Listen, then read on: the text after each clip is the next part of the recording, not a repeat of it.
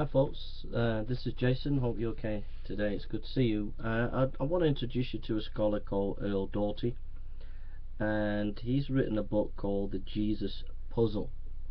And this book is Earl Doherty's rehash of old scholarship by Bohr, who wrote over at least 150 years ago. And basically it's a rehash of ideas that Jesus is a myth. The idea goes something like this. Basically, the Apostle Paul doesn't mention anything about the earthly life of Jesus, and therefore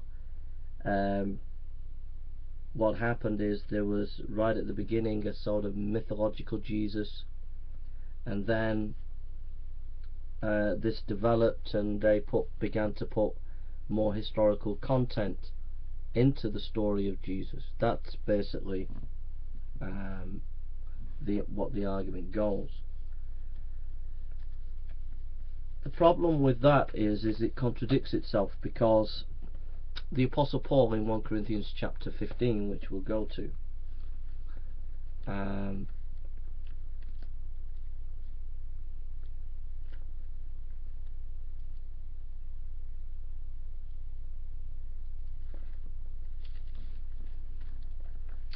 moreover, brethren, I declare unto you the gospel which I preached unto you, which also you have received, and wherein you stand, by which also you are saved, if you keep in memory what I preached unto you, unless you have believed in vain. For I delivered unto you first of all that which I received, and how that Christ died for our sins according to the Scriptures, and that he was buried, and that he rose again on the third day according to the Scriptures, and that he was seen of Cephas, and then of the 12, and after that he was seen of above 500 brethren at once, of whom the greater part remain unto the present, but some have fallen asleep. And after that he was seen of James, then of all the apostles, and last of all he was seen of me also, one born out of due time. So basically Paul's saying that he and others saw Jesus, alright? And basically they were very clear about the historical reality of that. Right at the early set of Christianity, 1 Corinthians 15 is seen as early source material that goes back to it. When I mean early, I mean really early. It goes back to 33, 34 AD. And if that's the case, then right early on they believed that Paul and others believed that Jesus died and rose again historically.